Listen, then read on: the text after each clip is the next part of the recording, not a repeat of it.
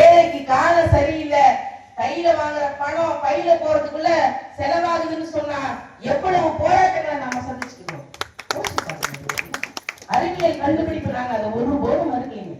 நீங்க கண்டுபிடிச்சிருக்கிற அத்தனை கண்டுபிடிப்புகளும் உண்மையிலேயே மனிதன மூளையினுடைய அதீதமான ஆற்றல். அத்தனை கருவிகளும் இல்லைன்னு மறுக்கணும். இந்தியாவில் ஒரு பேரொலி கேட்டது, பொக்ரானி ஒரு பேரொலி கேட்ட போதுதான் உலகமே திரும்பி பார்த்துச்சு.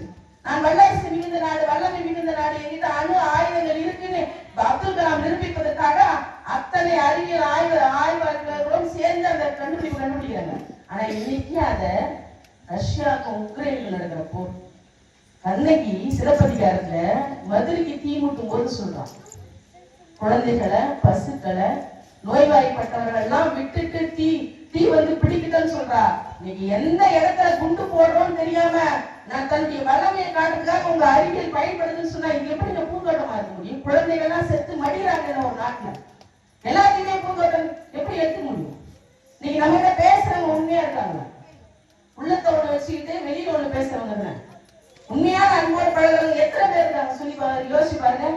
நஞ்சினை நெஞ்சில் வைத்து நாவினில் அன்பு வைத்து நல்லவன் போல் நடிப்பான், ஞான தங்கமே அவன் நாடகம் என்ன சொல்வேன், ஞான தங்கமே ஞான தங்கமே. நஞ்சினை நெஞ்சில் வைத்து நாவில் அன்பு வைக்கிற உறவுகள் நிறைந்த சமுதாயத்தை நாம வாழ்ந்துட்டு இருக்கோம்னு சொன்னா இந்த வாழ்க்கை எப்படி பூந்தோட்டமா இருக்கும்? போராட்ட கலந்ததால நம்ம ஒவ்வொரு நொடியும் இயங்க வேண்டியதா இருக்கு.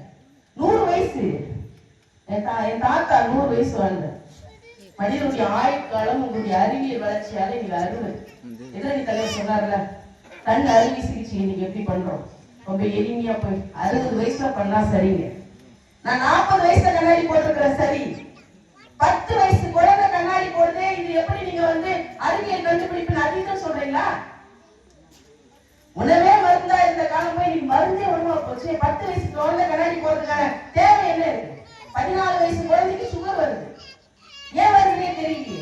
எந்த மாதிரியான ஒரு நல்ல தண்ணி இல்லை, நல்ல காத்து இல்லை, நல்ல சாப்பாடு இல்லை, நல்ல உறவுகள் இல்லை, எல்லாமே இப்படி இல்லை இல்லைன்னு சொல்ற ஒரு காலத்துல பூந்தோட்டம் எப்படி ஏற்றுக்க முடியும்? இதயத்தை மாற்றி வைக்கக்கூடிய அறுவை சிகிச்சை செய்யக்கூடிய அளவுக்கு உங்களுடைய மருத்துவம் வளர்ந்திருக்கிறது.